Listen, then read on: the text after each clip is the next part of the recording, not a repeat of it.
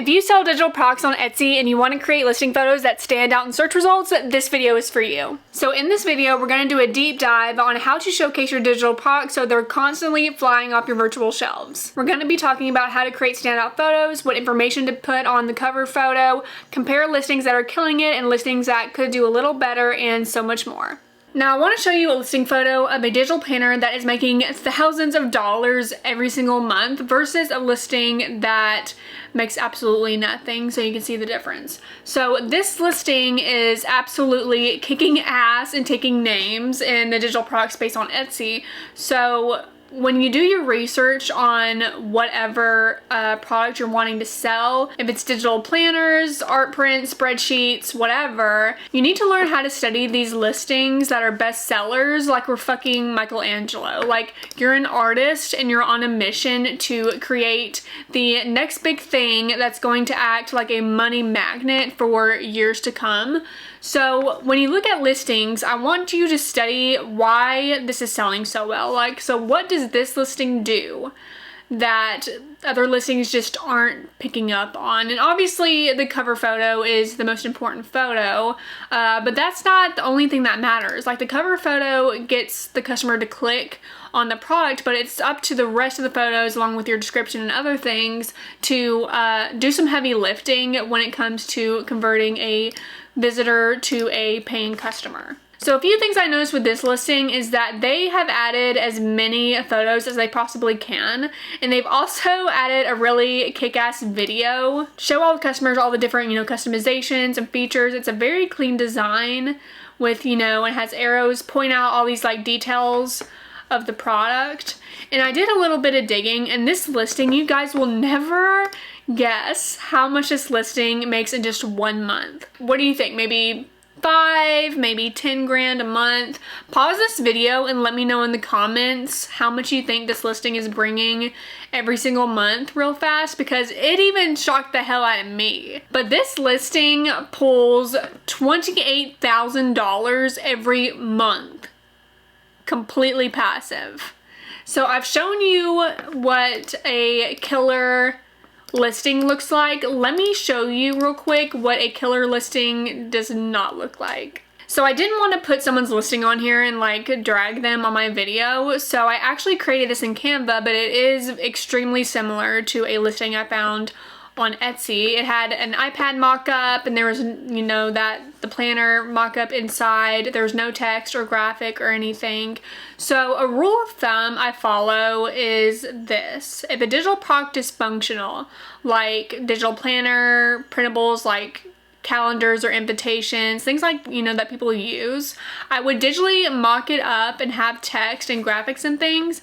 But if the product is something like an art print, a greeting card, then I put the product on something like a frame, or literally just a picture of the product on like a very bright background. Very little text. I might have like a little blurb talking about sizing, but that's about it. So if I were this person, I would ditch the iPad mock-up and create listings like how I'm about to show you. So for this tutorial, I'm going to be using Canva, but you can also use other softwares like Photoshop. I only use Photoshop when I'm working with smart objects to make the mock-ups look super realistic, but for the most part I use Canva because I love the little duplicate feature and how easy it is to create more mock-ups with their drag and drop feature, and I can get a lot more done in less time. So I usually like to start with my listing photos just to get a solid foundation, because I hate starting with a blank canvas.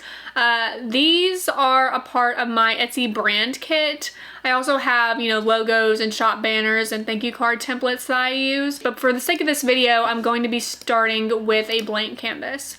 So first, let's do the cover photo. You're going to start by creating a 2000 by 2000 pixel canvas. And like I said earlier, the cover photo is the most important part of the listing because it's what's going to get the customer to click on your product.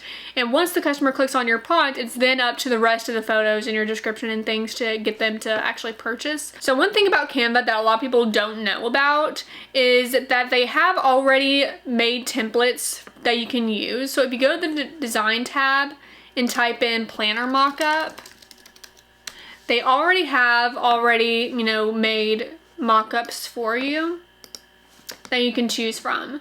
And another thing is that, like, say you really like this as like a really base for your cover photo, you can also add different elements from other templates if you like. So say you want this this tree shadow right here, you can click on that and copy it and then go up here and paste it. So you can also use that in your cover photo. So when it comes to your cover photo, you want to mention the key features of your product. So let's say I'm making, you know, this make-believe digital planner. So let's say it's going to be 50 pages. Sizes A4, A5, and letter available. Let's say it's gonna come, I don't like this font, but we'll change that later. It's gonna come with 5 colors. Okay, so let's say there's a pink, there's a blue, there's green, and then there's like this gold color. And make sure they're all aligned. Okay, and then you can also change the colors and the fonts however you like. Let's just go with that. And this would be a good place for your logo. And this is also from my Etsy brand kit. And so this could be a place for your logo, or you can say, you know, freebie included, or, you know, whatever you want. And the cool thing about this too is, say you find a template that you really like this. If you go back to the template, now let's go back to the search actually. If you know, so we found this template, right? So if you go back to the search results, you can hit these 3 little dots and then view more by, you know, whatever name. A lot of the time they'll have like this same style template, but just in a different layout. So here's the one we chose. And so we can use them in other listings too. So see, here's the same.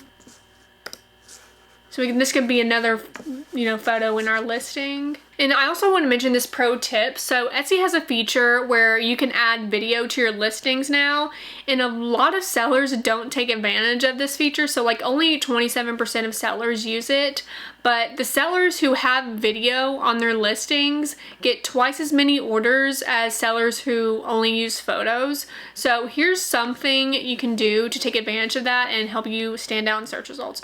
So what I would do if I didn't have a ton of time right now to create like a really high quality video is this. So whenever I'm done designing my cover photo, like I got it locked in, I would duplicate it. And then instead of having this photo in the iPad, I would screen record my product, like so if I had an iPad, and flip through the pages, or maybe, you know, write on the product, show myself using it, and put that video in here. In the iPad, so when someone is, you know, searching around for digital planner and they hover over my listing, the video plays and they can quickly see how it works, or, you know, what it looks like inside. But there's a ton of different ways to add video to your listings. It doesn't have to be by screen recording, but I think it's definitely the easiest way, and you can do that method until you have time to create like a higher quality video. So as far as the rest of your listing photos go, I would show off your product in different ways and different layouts like this, and then just highlight all the features. So there's a schedule section, there's a to-do list section. It's undated. You can use it, you know, every single day. And also, all your photos don't have to be talking about this specific product. Like a couple of your photos could be, one could be like a reviews. Like if you have reviews and you want to highlight, you know, the best ones, use that as a photo. Or if you have a special that's like, you know, buy 3 get 25% off, or something like that, you can make a listing photo that talks about that too. You want to create as many listing photos as you can because it's been shown that listings who have more photos get more orders than say the listings who have like 2 or 3 photos. Now, as far as creating listing photos for products like art prints, I used to just grab stock photos and place the file on top of picture frames. But now I use smart objects inside of Photoshop to make them look super realistic. So if you guys want a video on that, let me know in the comments. But I hope this little tutorial helped you guys get a better idea of how to make your digital products stand out on Etsy, and I will see you in the next one.